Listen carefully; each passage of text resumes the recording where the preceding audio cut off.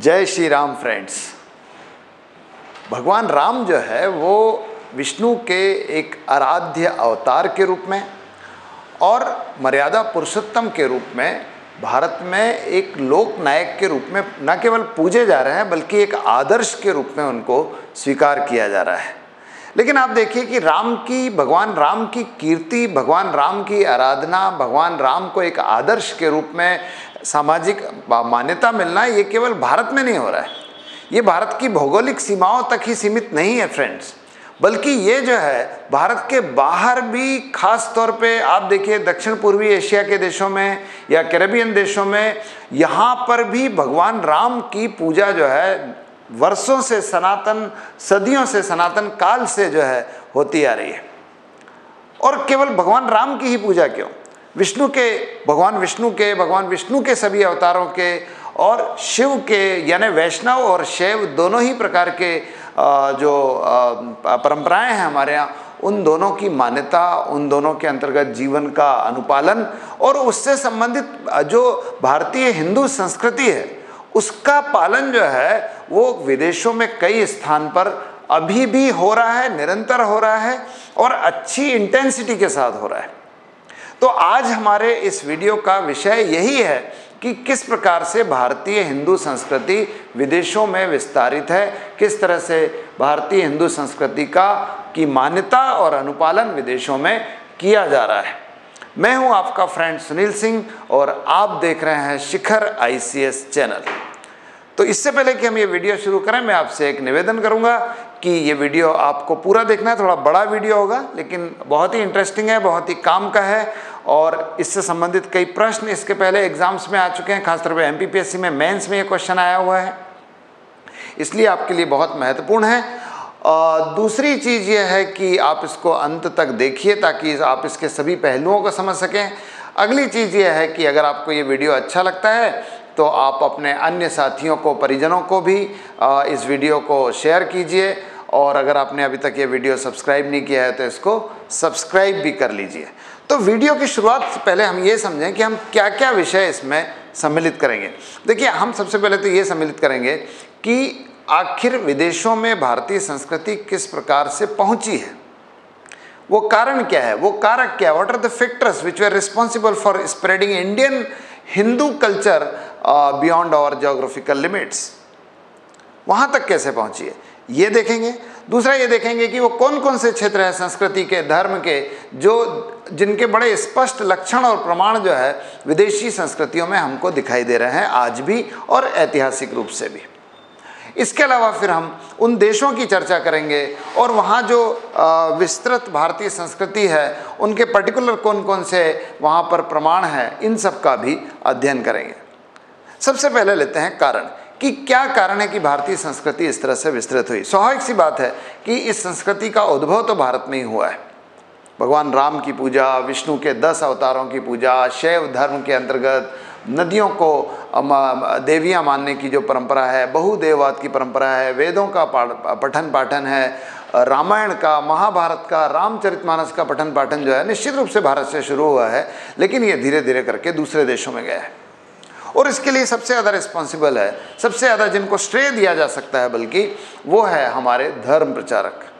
भारत से कई धर्म प्रचारक विदेश गए हैं।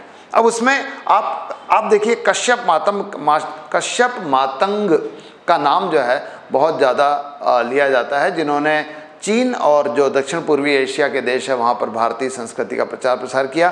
खास तौर पे चीन, जापान, कोरिया में जो आज बौद्ध धर्म का प्रचलन है वो उसके लिए श्रेय कश्यप मातंग को ही जाता है, जिन्होंने 5वीं-6वीं शताब्दी में जो है भारतीय बौद्ध धर्म का प्रचार प्रसार चीन और इससे लगे हुए अन्य देशों में किया था। लेकिन कश्यप मातंग के अलावा वो मातम आ रहा है बार बार, मातंग है, और उनके अलावा कई और लोग हैं जैसे धर्म रक्षित है, ये भी प्रचारक के रूप में गए।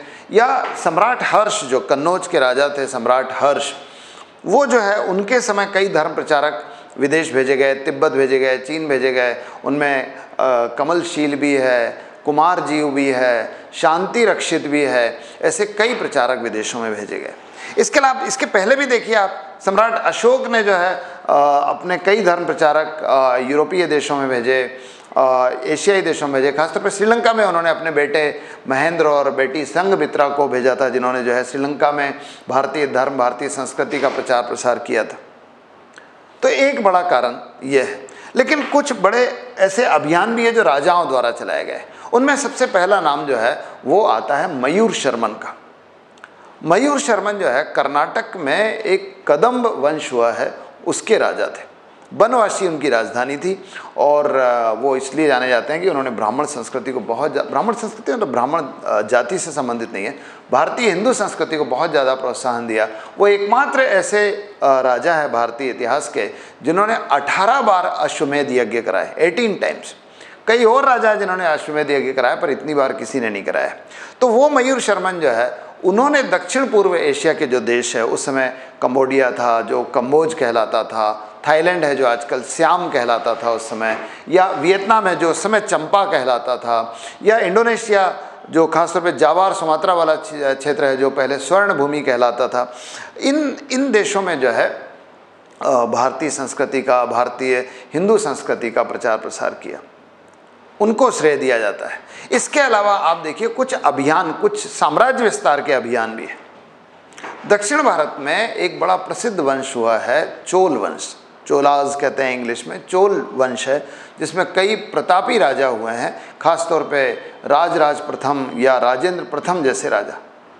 तो इन राजाओं ने दक्षिण पूर्व एशियाई देशों पर आक्रमण किया, श्रीलंका पर आक्रमण किया। श्रीलंका को तो पूरा एक्वायर ही कर लिया था इन लोगों ने, और उसकी एक नई राजधानी बना दी थी। वहाँ एक अनुराधापुर करके पहले राजधानी हुआ करती थी, उसके स्थान पर इन्होंने पोलोननुरुवा को राजधानी बनाया और उसका नाम चोल मंडलम रखा। इसके अलावा देखिए राजेंद्र प्रथम के समय कंबोडिया, इंडोनेशिया, मलेशिया, इन क्षेत्रों पर भी अधिकार किया गया। यहाँ एक श्री विजय राज्य हुआ करता था, उसको पराजित किया गया। तो चूँकि ये हिंदू संस्कृति का पालन करते थे, तो स्वाभाविक सी बात है कि हिंदू संस्कृति इनके साथ वहाँ चली गई। तो एक कारण यह है। इसके अलावा आप देखिए कि ट्रेड भी हो रहा था। भारत और इन देशों के बीच बड़ा व्यापार हो रहा था, व्यापारिक संबंध थे। खासतौर पे यहाँ से जो दक्षिण पूर्व एशिया के जो देश थे, साउथ ईस्ट एशियन कंट्रीज़ है, वहाँ से we were trading in spices, मसालों का व्यापार हो रहा था। इनको मसालों का द्वीप कहा जाता है, आपको पता नहीं मालूम है कि नहीं।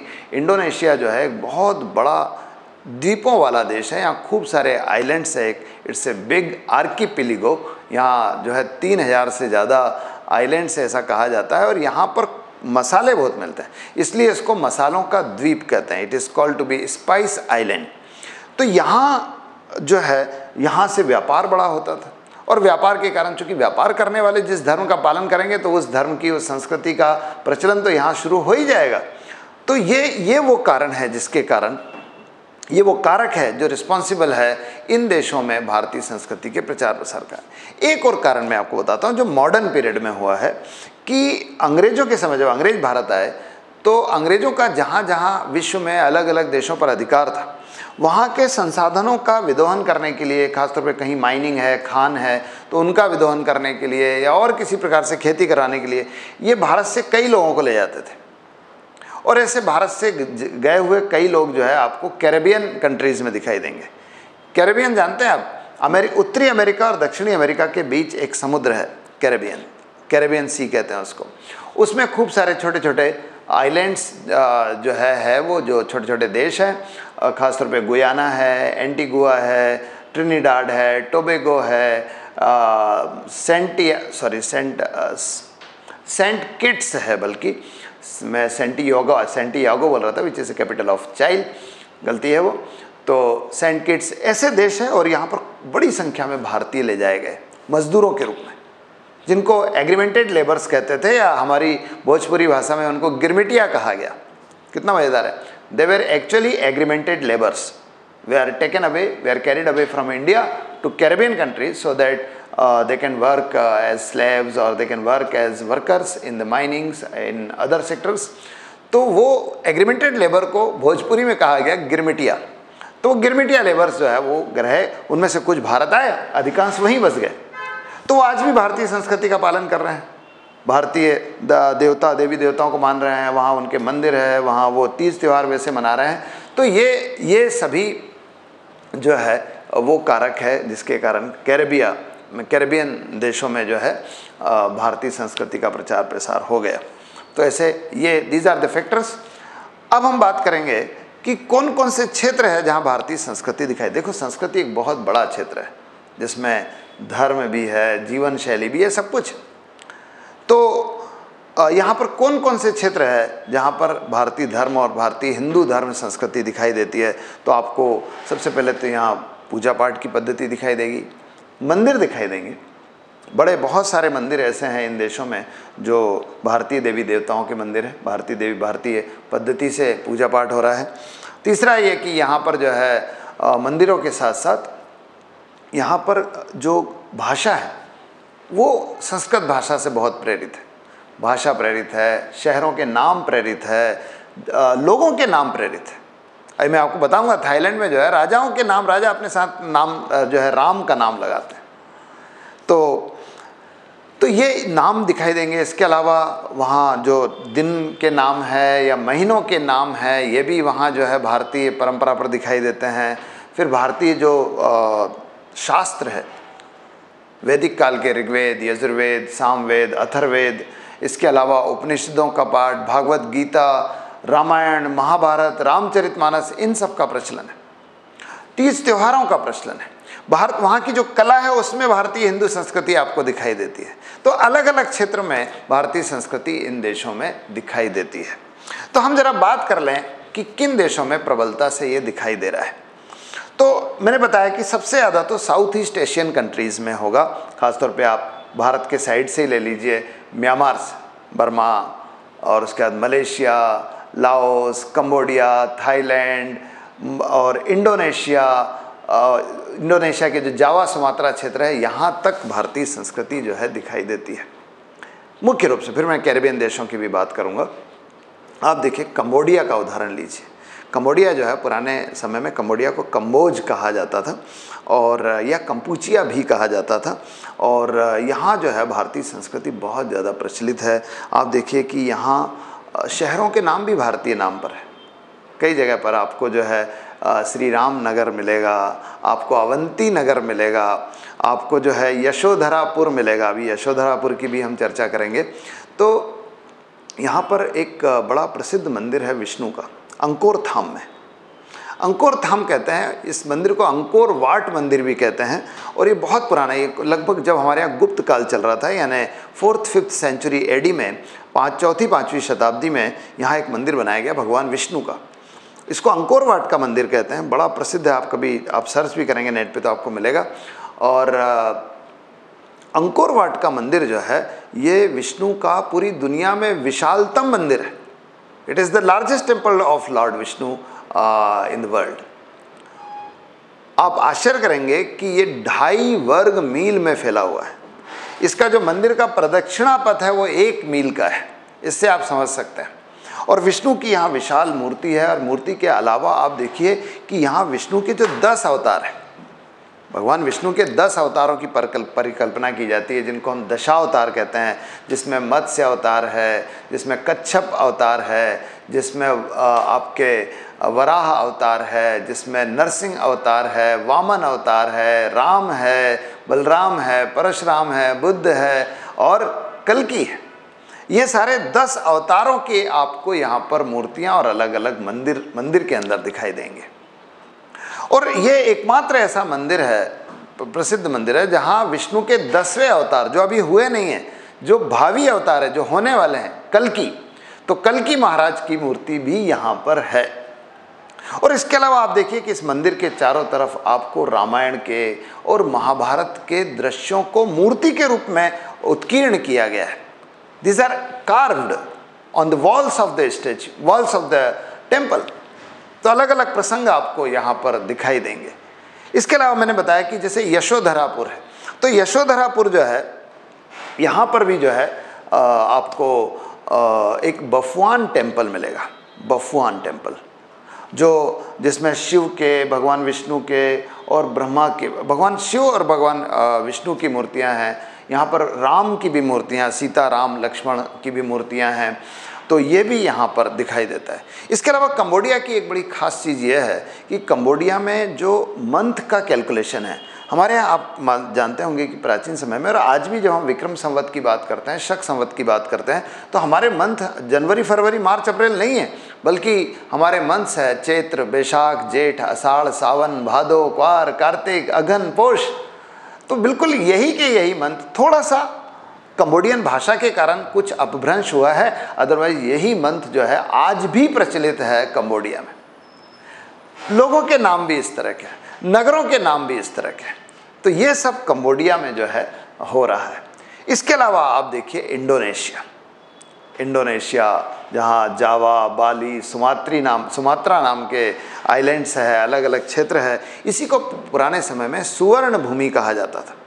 तो इंडोनेशिया में भी आपको बहुत सारे मंदिर मिलेंगे। आप देखिए कि एक प्रबंबन मंदिर है, प्रबंबन मंदिर। ये मंदिर जो है इसमें शिव का मंदिर है और इसके अलावा भगवान विष्णु का है, ब्रह्मा का मंदिर, बड़े बड़े मंदिर। और इन मंदिरों के जस्ट सामने इन्हीं देवताओं के वाहनों के भी मंदिर है, यानी शिव के मंदिर के सामने नंदी का मंदिर है, भगवान विष्णु के मंदिर के सामने गरुड़ का मंदिर है, भगवान ब्रह्मा के सामने हंस का मंदिर है। तो ऐसे इनके वाहनों के मंदिर भी इस प्रबंबन मंदिर में दिखाई देते हैं। और लेकिन आप देखिए कि जो जावा है वो ख़ास तौर पे जाना जाता है भगवान बुद्ध के एक बड़े प्रसिद्ध मंदिर का, जिसको हम जावा का मंदिर कहते हैं, जिसको हम बोरोबुदुर का मंदिर कहते हैं। जावा is the place and the name of the temple is Borobudur. तो बोरोबुदुर में भगवान बुद्ध का बड़ी विशाल जो है मंदिर है। और इस मंदिर की भी विशेषता है यहाँ पर भगवान बुद्ध की मूर्तियों के साथ अलग अलग बोधिसत्व की मूर्तियाँ हैं। आप यहाँ बोधिसत्व का भी कॉन्सेप्ट समझिए। ऐसा है कि भगवान बुद्ध तब कहलाए जब उनको ज्ञान मिल गया, और उन्होंने खुद ही ने बताया कि ज्ञान मिलने का तात्पर्य यह है कि अब आप कर्म और पुनर्जन्म के चक्र से मुक्त हो गए, जिसको उन्होंने निर्वाण नाम दिया है। सांख्य दर्शन में इसी को मोक्ष कहा जाता है। देखिए इसको समझ लीजिए, ऐसा कहा जाता है कि हमारे जैसे मान लीजिए ये जन्म चल रहा है, इस जन्म में हम जो कर्म कर रहे हैं, खासतौर पर खराब जो कर्म कर रहे हैं, एविल्स कर रहे हैं, उन कर्मों की सज़ा भुगतने के लिए हमको अगले जन्म में आना पड़ता है, जन्म लेना पड़ता है। तो कर्म के कारण जन्म लेना पड़ता है। अगर उस जन्म में अगर आपने फिर कर्म किए, खराब कर्म किए, तो once again you will have to take another birth. तो इस तरह से कर्म और पुनर्जन्म का चक्र चलता है। लेकिन अगर आप अच्छे कर्म करेंगे, पिछले जन्मों के कर्मों की सजा भोग लेंगे, तो आप इस कर्म और पुनर्जन्म के चक्र से मुक्त हो जाएंगे, जिसे सांख्य दर्शन में मोक्ष कहा है। लेकिन भगवान बुद्ध ने इसे जो है कहा है कि ये निर्वाण है। तो कहा जाता है कि बुद्ध को निर्वाण मिलने से पहले, यानी कर्म और पुनर्जन्म के चक्र से मुक्ति मिलने से पहले उनको कई जन्मों से होकर गुजरना पड़ा। और ऐसे 549 बर्थ्स थे, 549 जन्मों से गुजरना पड़ा, अलग अलग रूप में जन्म लिया। तो उन 549 जन्मों को कहा जाता है बोधिसत्व, जिनका वर्णन जातक कथाओं में, बौद्ध धर्म के ग्रंथ है जातक कथा, उसमें वर्णन है। तो जातक कथा के इन सभी वर्णनों का, इन सभी बोधिसत्वों का चित्रण किया गया है, इनकी मूर्तियां उत्कीर्ण की गई है जावा के बोरोबुदुर टेम्पल में। तो ये एक बड़ा इम्पोर्टेंट टेम्पल है आपके इंडोनेशिया में। इसके अलावा देखिए इंडोनेशिया में वायुंग नाम की एक कला प्रचलित है। ये थोड़ी कठपुतली जैसी आर्ट है, जिसमें किसी कथा को कठपुतलियों के माध्यम से प्रस्तुत किया जाता है, वायुंग कहते हैं। और आपको सुनकर बड़ा आश्चर्य होगा, इंडोनेशिया एक मुस्लिम देश है, फिर भी यहाँ पर वायुंग के अंतर्गत राम सीता की ही कथा जो है उसका प्रदर्शन किया जाता है मोस्टली। इसके अलावा भगवान विष्णु के अलग अलग अवतारों से संबंधित जो कथाएं हैं, उनका भी मंचन वायुंग के अंतर्गत किया जाता है। तो ये इंडोनेशिया में भारतीय संस्कृति के दर्शन हैं। इसके अलावा आप देखिए कि वियतनाम है, जैसे जिसको हम हिंद चीन कहते हैं, इंडो चाइना कहते हैं, प्राचीन काल में इसी को चंपा कहा जाता था। तो वियतनाम में भी आपको ऐसे मंदिर मिलेंगे। एक पो नगर का मंदिर है, भगवान शिव का बड़ा प्रसिद्ध मंदिर है यहाँ पर। प्राचीन, ये सारे मंदिर प्राचीन काल के हैं, मतलब 5वीं शताब्दी से लेकर 9वीं 10वीं शताब्दी के टेम्पल्स है। तो पो नगर में है, या एक माइसोन करके जगह है, यहाँ पर भी शिव और विष्णु के बड़े प्रसिद्ध मंदिर हैं। इसके अलावा देखिए कि वियतनाम में वियतनामी भाषा में रामायण का प्रचलन है। रामायण पढ़ी जाती है, सुनाई जाती है, और यहाँ तक कि रामलीला का मंचन भी होता है वियतनामी भाषा में। तो ये हो रहा है वियतनाम में। और देख सकते हैं आप, जैसे मलेशिया है। मलेशिया जो है, जिसको मलय देश कहा जाता था, कुआलालंपुर जिसकी कैपिटल है, वहाँ भी अब आप देखिए मलेशिया और इंडोनेशिया दोनों मुस्लिम देश, लेकिन यहाँ हिंदू संस्कृति अभी प्रचलित है, अभी भी इंटैक्ट चल रही है। आप देखिए इन दोनों देशों के नोटों में भारतीय देवी देवता मिलेंगे आपको, गणेश मिलेंगे, लक्ष्मी मिलेंगे, राम मिलेंगे, विष्णु मिलेंगे। तो नोटों में भी है, मतलब वहाँ आस्था नोटों में भी दिखाई दे रही है। ठीक है। इसके अलावा आप देखिए, जैसे मलेशिया की बात कर रहा हूँ, मलेशिया की कैपिटल है कुआलालंपुर। तो कुआलालंपुर के पास एक जगह है बाटू। बाटू अपनी गुफाओं के लिए बड़ा प्रसिद्ध है। इन गुफाओं में लेकिन सारे हिंदू देवी देवताओं के मंदिर हैं। आप बाटू का कभी चित्र, आप बाटू पर सर्च करेंगे गूगल में, तो आपको बाटू के चित्र में दिखाई देगा, एकदम बाटू के गेट पर ही भगवान विष्णु की एक विशाल प्रतिमा है। एक विशाल प्रतिमा है भगवान विष्णु की बाटू में। और उसके अंदर भी फिर आपको जो द्रविड़ शैली के मंदिर दिखाई देंगे और अलग अलग देवी देवताओं के मूर्तियाँ दिखाई देंगी। ये सब मलेशिया में। इसके अलावा देखिए मलेशिया में भी रामलीला का मंचन हो रहा है। आपको पता नहीं, मालूम है कि नहीं, पिछले कई दिनों से मलेशिया के ट्रुप्स भारत में आके रामलीला का मंचन कर रहे हैं। भोपाल में भी हुआ है रामलीला का मंचन। तो मलेशिया में भी ये रामलीला का मंचन चल रहा है। रामायण, रामचरितमानस का भी पाठ है। रामायण का वहाँ स्थानीय भाषा में जो अनुवाद है वो येती राम है, येती राम। ठीक है। इसके अलावा आप देखिए कि थाईलैंड जो है उसको श्याम कहा गया है। प्राचीन काल में थाईलैंड श्याम नाम का देश था। और थाईलैंड में तो हिंदू संस्कृति ज़बरदस्त रूप से प्रचलित है। हालांकि बौद्ध धर्म यहाँ का मुख्य धर्म है, लेकिन हिंदू, आखिर बौद्ध धर्म भी भारतीय संस्कृति का ही हिस्सा है। भगवान बुद्ध जो है विष्णु के 10 अवतारों में से एक माने जाते हैं। ठीक है। इसलिए बौद्ध धर्म हिंदू संस्कृति से अलग नहीं है। हिंदू संस्कृति बहुत व्यापक है। तो थाईलैंड जो है, यहाँ पर आप देखिए कि यहाँ के राजा जो है अपने आप को राम का ही वंशज मानते हैं आज भी। और राम की तरह ही भगवान राम की चरण पादुकाओं को सिंहासन पर रखकर शासन कर रहे हैं, जैसा भरत जी ने किया था, भगवान राम के छोटे भाई ने। In the same manner they are using charan paduka of Lord Rama. तो वो भी इस तरह से, उनके नाम में आपको राम दिखेगा, राम से नाम मिलेगा। यहाँ पर भी आप देखिए कि मलेशिया की तरह रामचरितमानस या रामायण का पाठ हो रहा है, मंचन हो रहा है। और यहाँ पर उसको योन याप कहा गया है, योन याप या योम याप कहा गया है रामायण को, और उसका पाठ हो रहा है, उसका मंचन हो रहा है थाईलैंड में। यहाँ के कई शहरों का नाम आपको संस्कृत भाषा में दिखाई, जैसे यहाँ पर भगवान राम के पुत्र लव के नाम पर एक शहर है, लवनगर। ठीक है। और इसके अलावा आप देखेंगे कि यहाँ जो एक अवंती नगर भी है। ऐसे आपको कई नाम जो है ऐसे दिखाई देंगे जो भारतीय भाषा या संस्कृत भाषा से लिए गए। इसके अलावा आप बर्मा देख लीजिए। बर्मा हमारा, म्यांमार पड़ोसी देश है हमारे लिए, और मणिपुर मिज़ोरम की बॉर्डर मिलती है। तो यहाँ पर भी आप देखिए कि यहाँ जो है अमरपुरा में एक भगवान शिव का मंदिर है। अमरपुरा में शिव का भी मंदिर है और भगवान राम का भी मंदिर है। इसके अलावा कुछ और मंदिर है जो म्यांमार में जो है, एक आनंद नगर का मंदिर है, आनंद नगर का मंदिर जो है भगवान बुद्ध का मंदिर है। और यहाँ भी बुद्ध की भी मूर्ति है, और उसके अलावा यहाँ पर बुद्ध की जो जातक कथाएं हैं उनको भी मंदिर के बाहर जो है चित्रित किया गया है।